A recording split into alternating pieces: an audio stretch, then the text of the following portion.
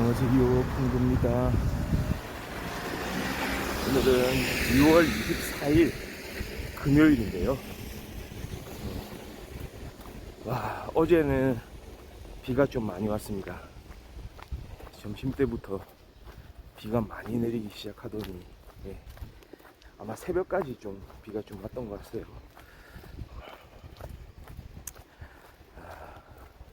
그런데 이게 신기하게도 지금은 비가 이제 그쳤고요. 기온이 한 23도 정도 된다고 하는데요. 생각보다 선선합니다. 지금 바람도 많이 불고요. 이 바람이 선선하게 이제 땀을 식혀주는 그런 바람인 것 같은 느낌. 어제 바람은 되게 세차가지고 마치 태풍처럼 막 우산을 펴면 우산이 막 날아갈 뻔했어요. 그런 거 좀 경험하신 분들 많지 않으신가요? 어제는 좀 그랬습니다. 근데 지금은 이거 사실 이런 날씨가 참 걷기 좋거든요.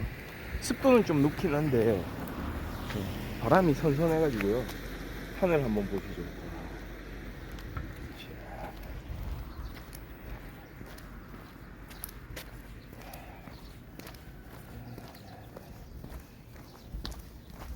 약간 먹구름이긴 한데 한국이 진짜 편서풍 지대라서 그런지 서쪽에서부터 구름이 동쪽으로 떠서 이제 이렇게 흘러가고 있네요. 오늘 낮 기온은 최고 한 30도까지 올라간다고 하고요. 낮부터는 또 갠다고 하네요. 날이 또 좀 더워지지 않을까 이렇게 좀 우려가 되긴 하지만 잘 또 오늘 하루 견뎌내면은 또 휴일이 다가옵니다. 우리 또 활기차게 좀 이렇게 야외 활동을 할 수 있도록 그렇게 만반의 준비를 갖춰야 되겠습니다. 자.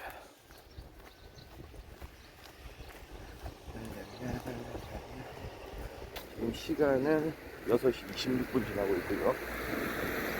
참 미세먼지도 좋아졌습니다. 어제 보통 수준이었는데 오늘은 미세먼지, 초미세먼지 각각 조금 이렇게 나왔고요. 바람이 참 선선하게 부네요.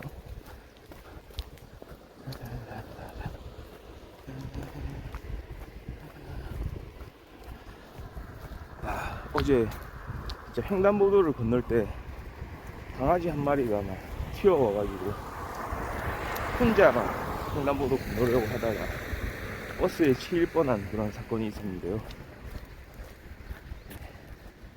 우리 이렇게 동물들하고 같이 산책을 하는 이런 분들은 조금 각별히 좀 주의를 좀 하셨으면 좋겠습니다.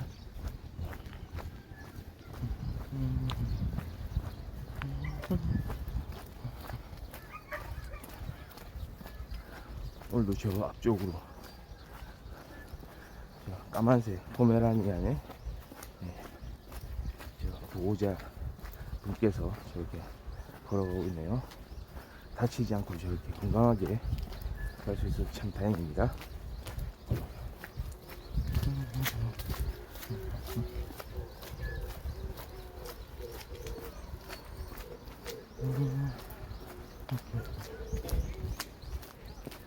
참 사람이란 게 그렇죠. 사람을 단적으로 좀 이야기하는 표현들이 많잖아요. 뭐 사람은 생각하는 갈대다, 뭐 파스칼이 한 말이라고 하고요. 사람은 무슨 뭐 유의의 동물이다, 사람은 놀이의 동물이다, 뭐 여러 가지 이제 사람에 대해서 그런 지칭하는 말들이 많잖아요. 사람과 동물이 어떻게 다른가? 사람은 도구를 쓸 수 있다. 사람은 생각할 수 있다. 사람은 자신만이 아니고 다른 사람을 위해서도 행동할 수 있다. 이타적인 모습을 보일 수도 있다. 뭐 여러 가지 이야기를 하는데 저는 좀 그렇게 생각합니다. 사람은 뭔가 진짜 특징적으로 이야기할 수 있는 말, 사람에 대해서. 사람은 거짓말을 하는 동물이다. 거짓말. 사람의 중요한 특성 중 하나가 저는 거짓말이라고 생각합니다. 여타 다른 동물들하고는 좀 차이가 나는 부분, 거짓말을 한다는 부분 말이죠. 심지어는 제가 봤을 때는 이 거짓말이요, 대상을 가리질 않습니다. 그러니까 자신의 영역의 어떤 테두리, 말하자면 예를 들어서 가족이라든지 같은 팀이라든지 아니면 뭔가 합심해가지고 같이 무슨 목적을 위해서 헤쳐나가야 되는 그런 조직 안에서도 사람들 거짓말을 하게 돼 있죠. 그러니까 상대팀, 말하자면 적, 외부에 있는 우리가 이겨내야 되는 그 대상한테만 이런 유린 작전을 하기 위해서 거짓말을 하는 게 아니고 그냥 입만 열면 거짓말을 한다.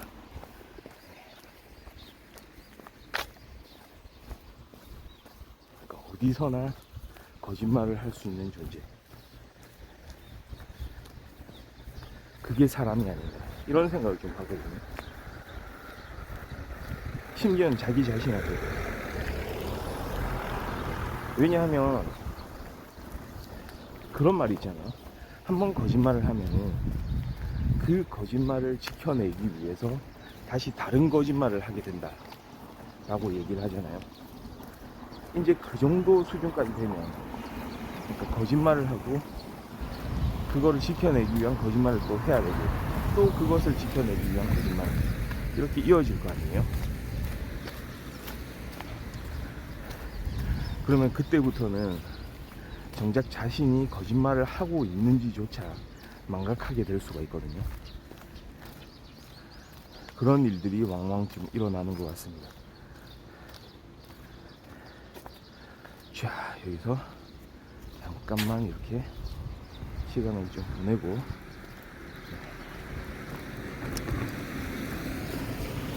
저 앞에 걸어가는 사람들이 있어가지고 조금만 여기서 이렇게 왔다 갔다 하면서 가도록 하겠습니다.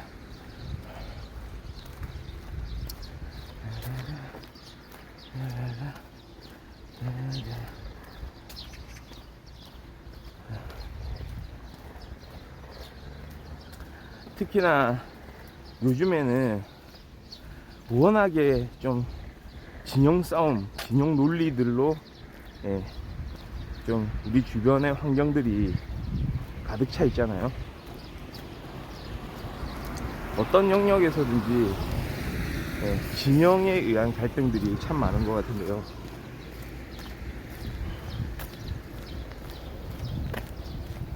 그러면 이제 그런 일들이 발생하는 거죠. 거짓말을 하게 되는 경우들.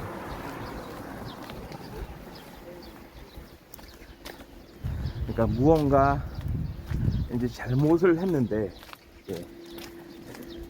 만약에 우리 진영에서 누군가가 잘못을 했다.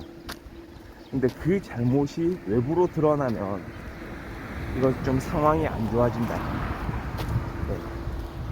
그랬을 때 진영 논리 입각을 하면은, 진영 논리 입각했을 때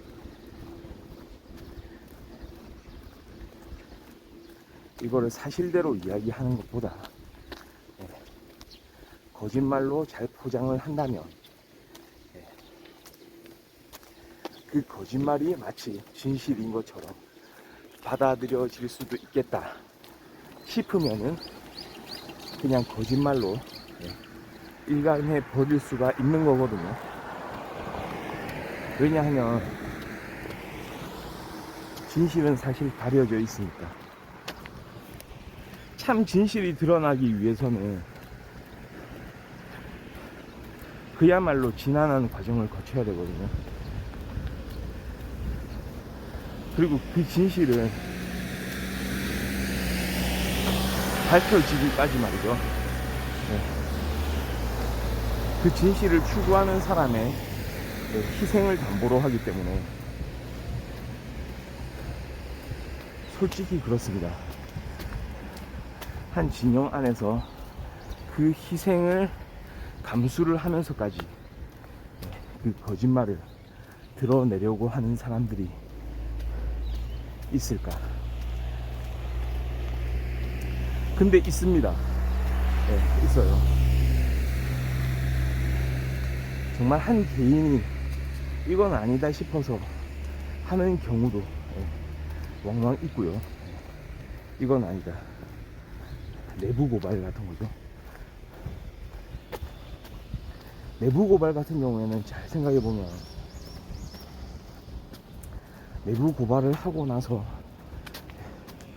잘 됐다는 사람을 찾아보기가 좀 어려워요.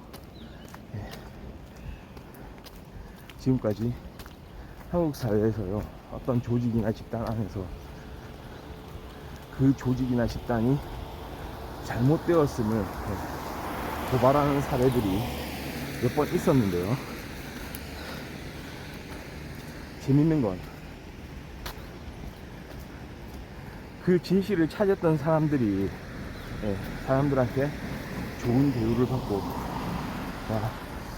이렇게 영웅 대접을 받아도 모자랄 판에 말이죠. 오히려 배신자 프레임. 너는 왜 우리 편이었으면서 그런 소리를 하느냐.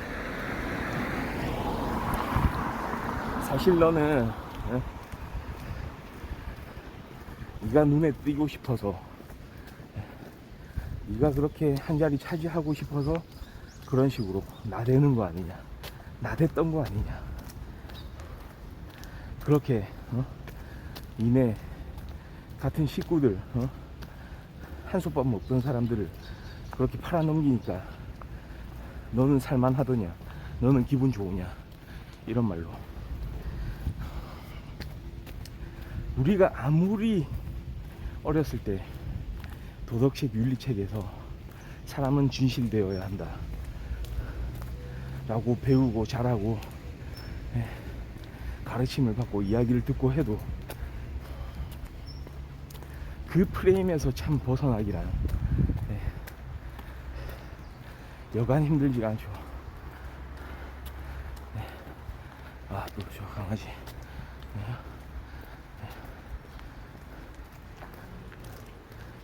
그리고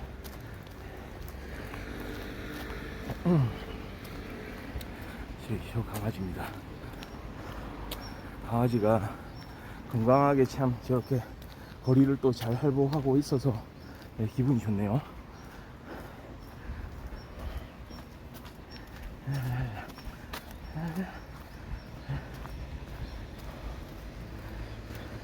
그러니까 그런 일들이 너무 많이 자주 있게 되죠. 그런데 약간의 다른 양상이 있죠. 그런 일들이, 그러니까 약간 어떻게 보면 그 조직 내에서 말이죠, 다 같이 좀 힘을 내는 경우들이 간혹 좀 있어요. 대체로 막 쉬쉬하고 자기 자신은 거기에서부터 피해를 받지 않기 위해서 좀 진실을 가리는 이런 경우들이 참 많긴 한데요.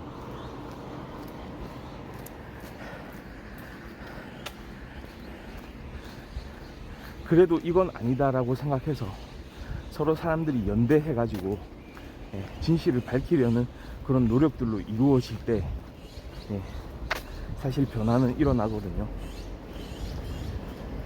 그리고 그 진실을 말하는 사람들에 대한 그런 또 대다수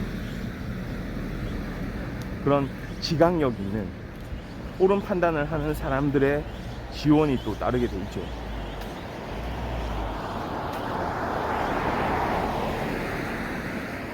그런 것 같습니다.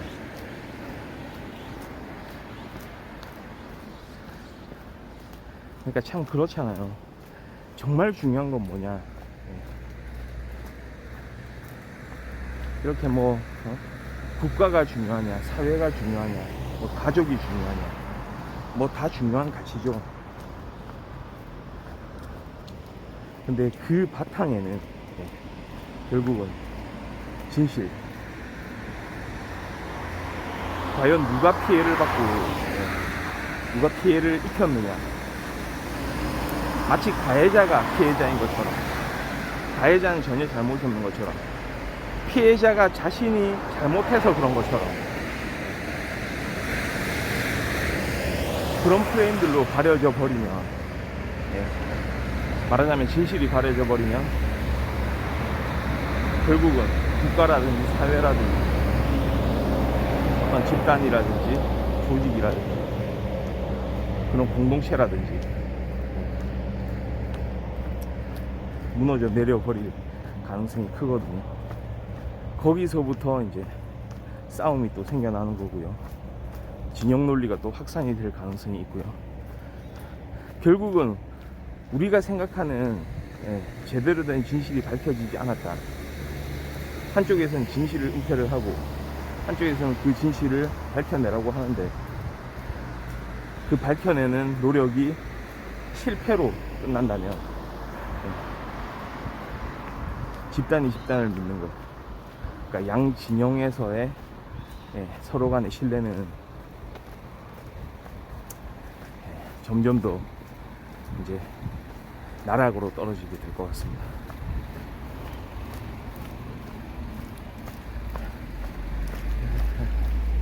그러니까 사람은 왜 도대체 거짓말을 하는 걸까요?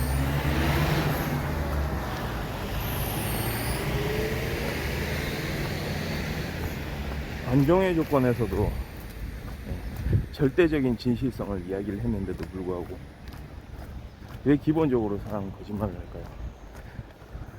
가만 생각해보면 우리 좀 고전 철학자들의 이야기를 좀 생각해보면 사람을 이제 이렇게 구분을 할 때 사람은 처음부터 선하냐 악하냐 뭐 이런 이야기를 많이 좀 해왔잖아요. 성선설로 이제 분류되는 그런 학자들이 있고요. 동양에서는 맹자, 그렇죠? 맹자의 성선설 유명하죠. 그 다음에 서양에서는 대표적으로 저는 장자크 루소, 그 사회 계약설로 유명한 루소가 생각나고요. 루소도 이제 성선설의 주창자거든요. 자연 상태의 인간은 사실은 이렇게 타인에게 고통을 주지 않는, 그러니까 스스로의 어떤 속박에 갇혀서 어떤 예속 상태를 만들어내지 않는 그런 사람들이었다는 거죠. 태초의 사람들은요. 자기애가 강하고 자기 자신을 이제 보존해야 된다는 생각, 그 다음에 다른 사람들의 타인에 대한 어떤 연민 같은 것도 있었고요. 그런 이야기들을 많이 해왔습니다. 반면에 성악설도 유명한 그런 학자들이죠. 동양에서는 순자, 사람은 기본적으로 악하기 때문에 좀 돌아서 가야 되고요. 저쪽에 약간 공사 현장. 사람은 기본적으로 악하기 때문에 외부적인 장치를 통해서 사람을 이렇게 견제를 해야 된다. 예를 들어서 뭐 외부적인 격식이라든지 예의라든지 아니면 법이라든지 이런 거를 사회적으로 강하게 단속을 해가지고 사람이 악한 행동, 기본적으로 할 수 있는 악한 행동을 하지 못하게 이제 막아야 된다. 그런 입장. 서양에서도 유명하죠. 유명한 학자가 있죠. 토마스 홉스. 예.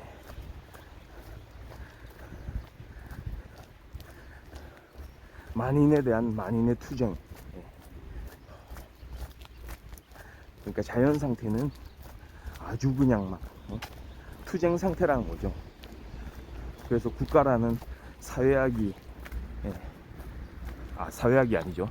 필요학이라고 하죠. 필요학이 발생을 해서 어쩔 수 없이 국가 자체도 사실은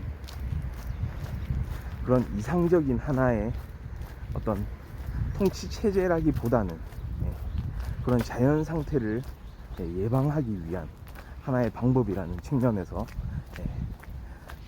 국가를 이렇게 끌어온 거거든요.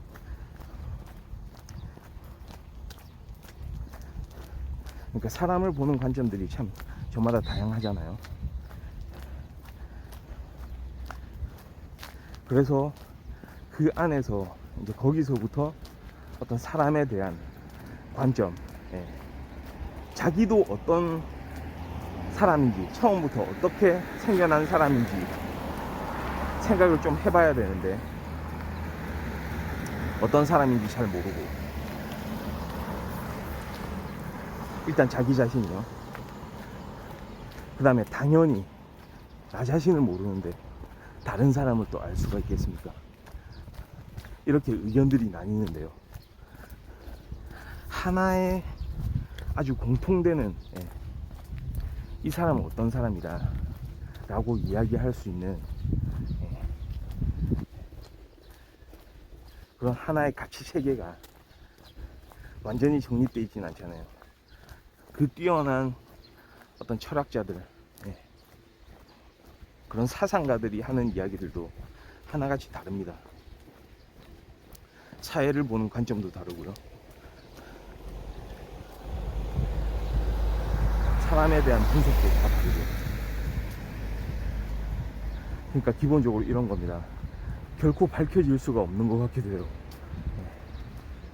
사람에 대해서요. 나 자신을 내가 스스로도 밝혀낼 수 없는데 하물며 다른 사람들을 어떻게 밝혀냅니까?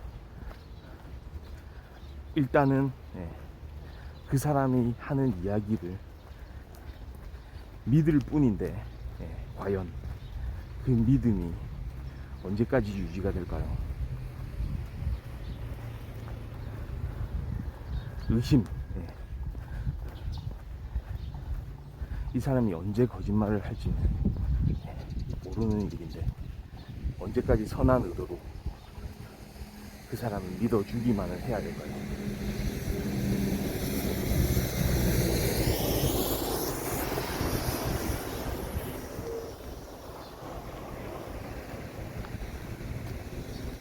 참 그런 생각이 드네요. 하긴 그렇습니다. 그 거짓말을 밝혀내기 위한 노력들을 이제 많이 하는데요.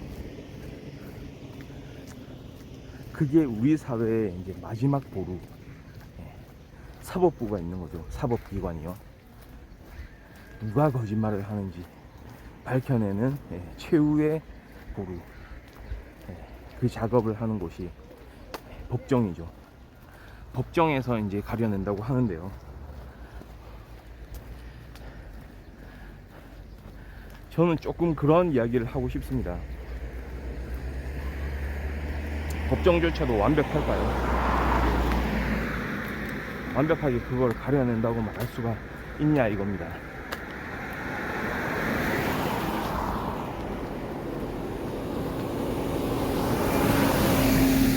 100% 어쩌면은 그런 법원의 존재는 말이죠,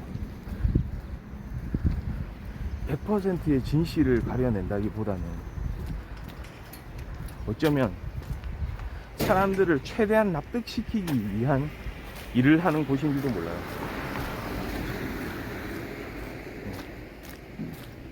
어차피 100%로 가려내는 것은 불가능하기 때문에 100%는 아니더라도 최대한 이 정도면 납득할 수 있지 않느냐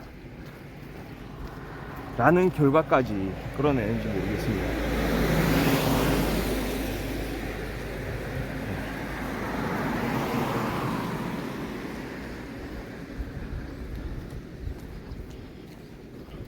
사실 증거로 모든 것을 판단을 해야 되는데요. 직접적인 증거가 없는 경우,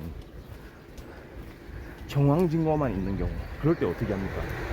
그 정황 증거만으로 100% 확신을 할 수는 없잖아요. 예를 들어서 어떤 범죄가 발생했는데 그 당사자가, 가해자가 말이죠, 범죄를 계속해서 부인을 해요. 그런데 직접적인 증거는 없다. 피해자의 진술만 있다. 근데 그 진술이 일관되고 구체적이다. 구체적이고 일관된 진술이다.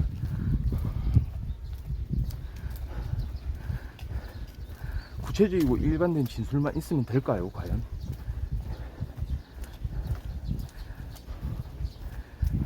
뭔가 여기서 누군가가 진실을 감추고 있다라는 사실을 밝혀내려면 어떻게 해야 됩니까?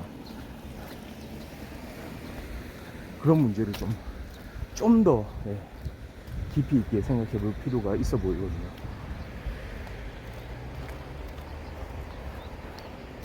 그게 어떤 수준으로 이야기를 할 수 있을까요? 예를 들어서 만에 하나 한 명이 진실을 이야기하고 있고 10명이 거짓을 이야기를 하고 있다면, 거꾸로 그 10명이 구체적이고 일관된 진술로 서로 간에 모의를 해가지고 그 한 명을 거짓말쟁이로 만들기 위해서 그렇게 합심을 한다면, 그 한 명이 진실, 구체적이진 못하고 다소 일관성도 좀 상실한 그런 이야기를 하고 있다고 해서 그건 진실이 아니다. 이건 현실적으로 좀 가능한 이야기를 하고 있는 겁니다. 그 한 사람, 진실을 이야기할 수 있는 그 한 사람이 그런 개인적인 상황에 따라서요, 사람이란 게 사실은 좀 부조리한 부분이 있기 때문에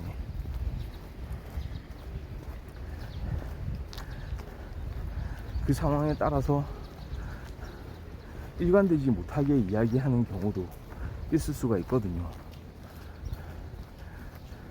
그런 부분을 생각해 보면 좋을 것 같아요. 어제 했던 일들을 내가 100% 기억할 수 있는가? 그 기억 자체가 내 머릿속에서 사실 조작이 일어나는 건 아닌가?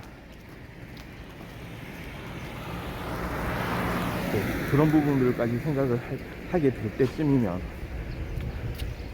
와, 이거를 어떻게 바로 잡아야 될지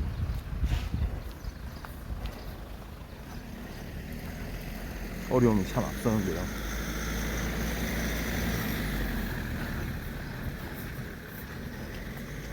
어떻게 진실을 구별을 해내야 되는가? 어떻게 거짓말하는 사람들을 이렇게 걸러낼 수 있는가? 여기에 대한 이제 문제점은 계속해서 풀어나가야 되는 숙제임엔 분명한데, 하나 공통적으로 우리가 생각해야 될 건 있네요.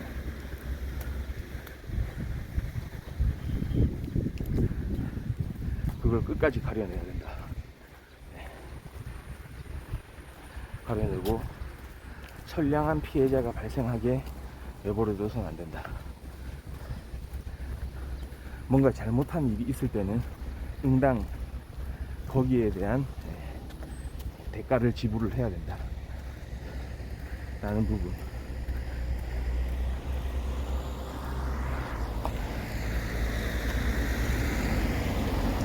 그리고 사실은 그런 중요한 진실이 밝혀지는 것 자체가 그 사람이 누구든 간에 자신한테 필요한 일이다 라는 거.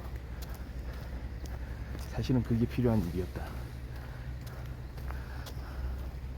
그 장본인 본인한테도 진실이 사실은 필요한 것이었다. 그런 가치가 좀 공유가 됐으면 좋겠네요. 네, 오늘 운동부 금요일 아침 방송은 여기까지 하고요. 저는 또 내일 즐거운 토요일에 이렇게 다시 찾아오도록 하겠습니다. 시청해주신 여러분 감사합니다. 바이.